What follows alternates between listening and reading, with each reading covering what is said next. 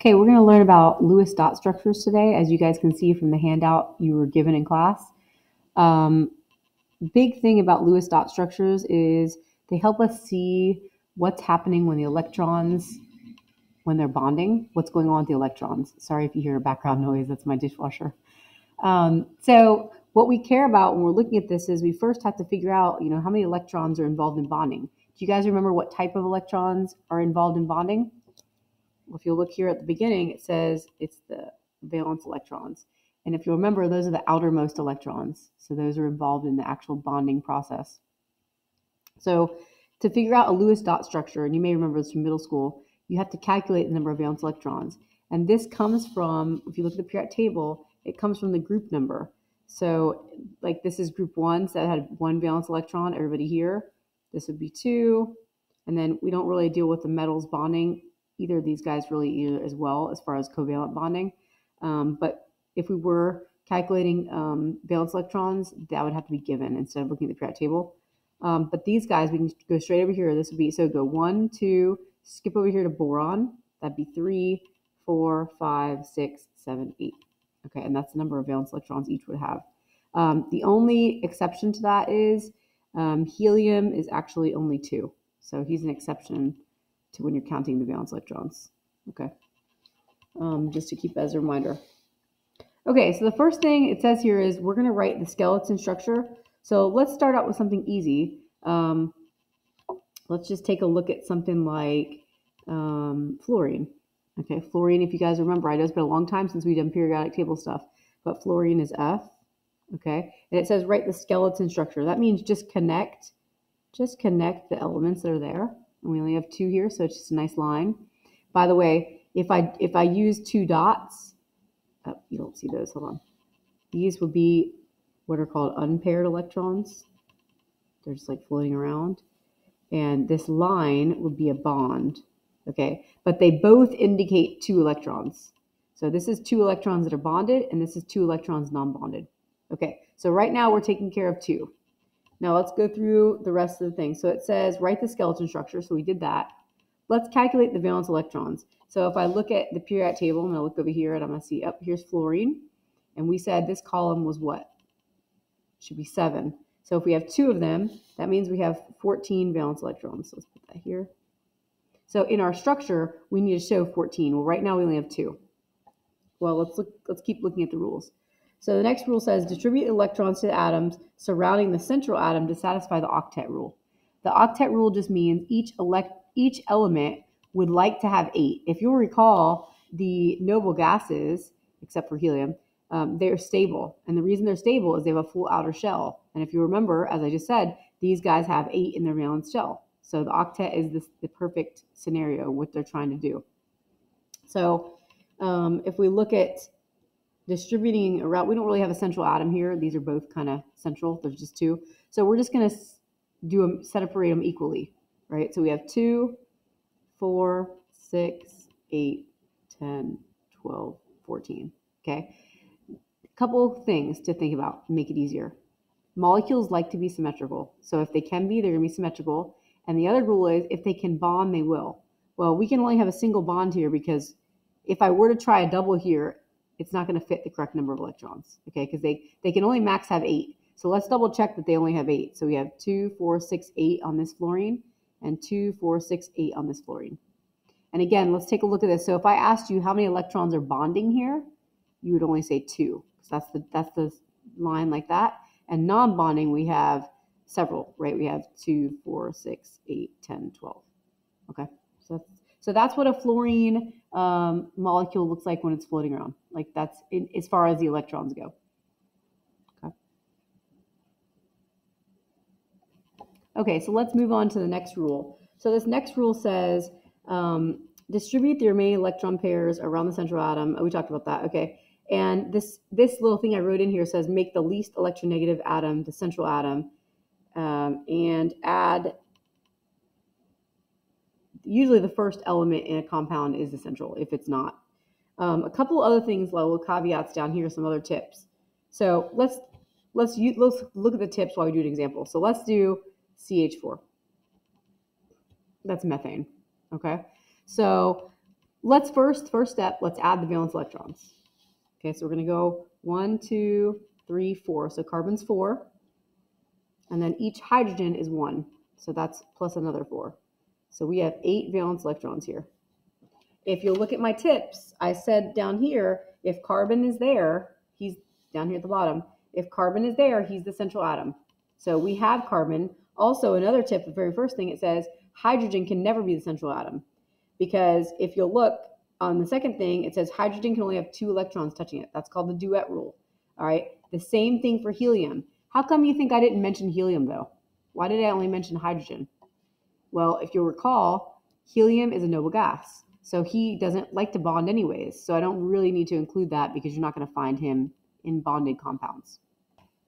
Okay, so let's take a look at this CH4. So I'm going to put carbon in the central.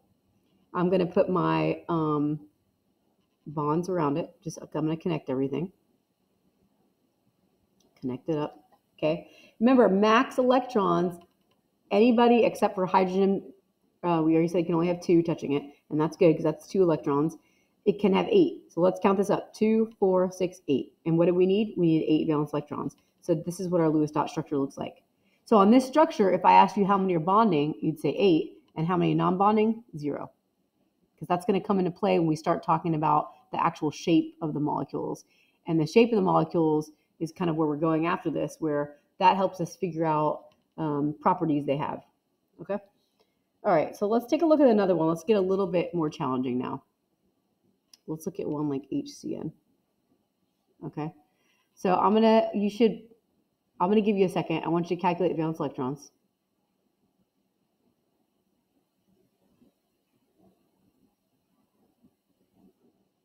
Okay, all right, so hydrogen, you just all has 1.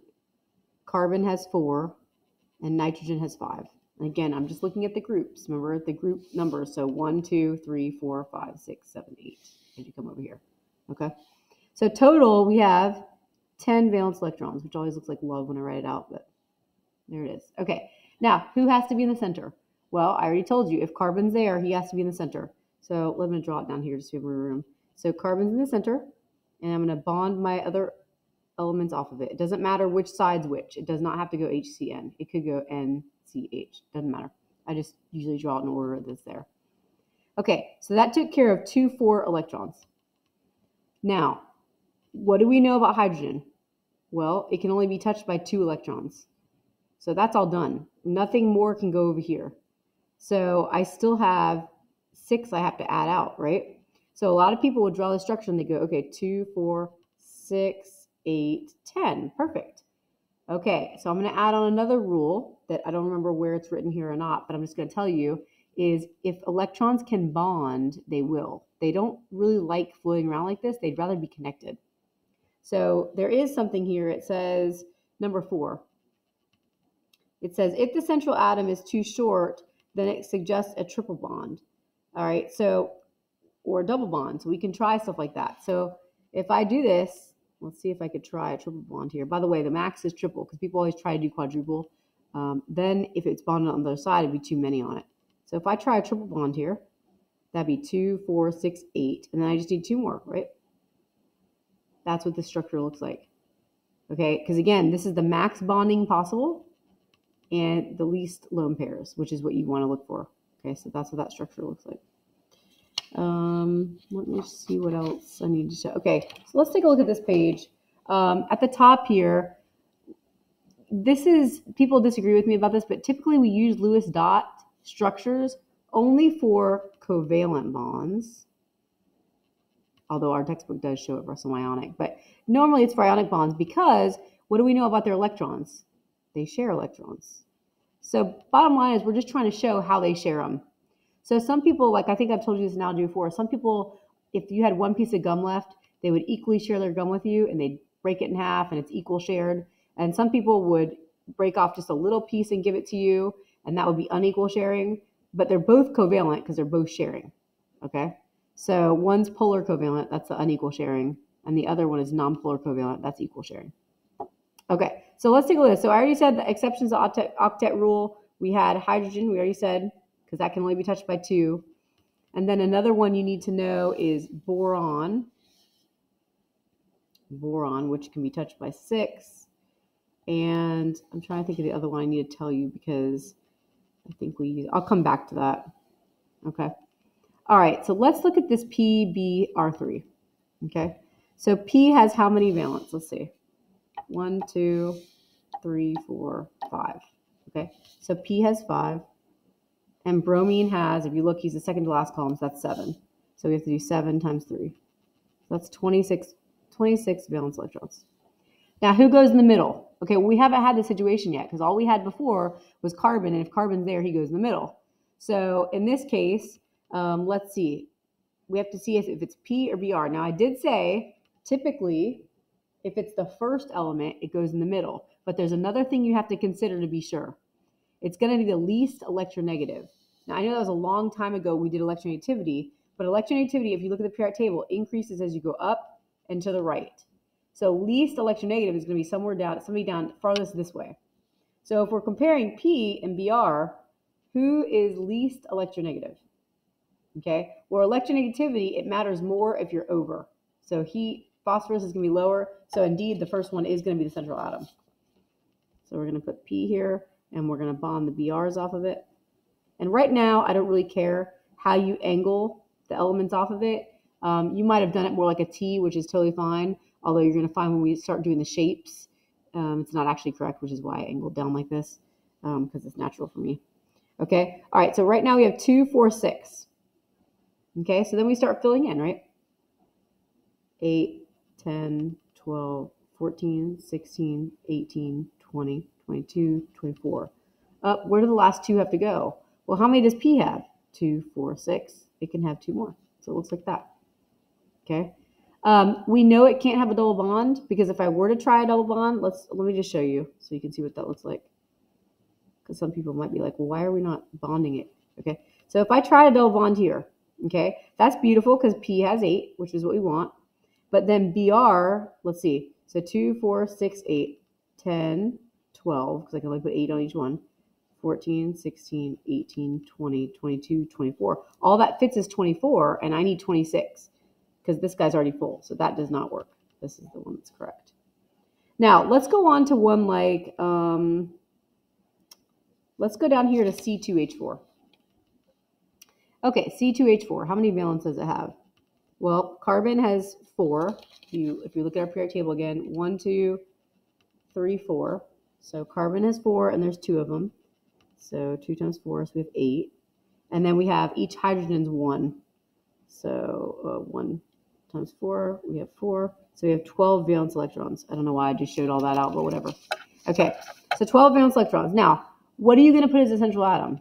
Well, you should be going, okay, well, we know carbon's a central atom because he's there. I told you, carbon's in the structure, he's central. But we have 2. So what I'm going to ask you to do is bond them together. So that's your beginning of your structure is carbon dash carbon. Then, if you'll recall, the structures like to be symmetrical if possible. So that means we're going to put 2 H's on each side to make it symmetrical as possible. Okay. So that's 2, 4, 6, 8, 10. Where do the other 2 go? Well, some people do this. Okay. That's symmetrical, right? Sure, but remember what I told you. They like to bond if they can. So are the carbons already full? Do they have 8? No, and that's another problem. The central atoms would like to have 8. Right now they have 2, 4, 6, 7. So this is a better structure. We could go like this, just like our original setup. And instead of having the dots, make that a double bond. So now we have 2, 4, 6, 8 on this carbon, 2, 4, 6, 8 on this carbon. Okay, so this is bad. This one's good.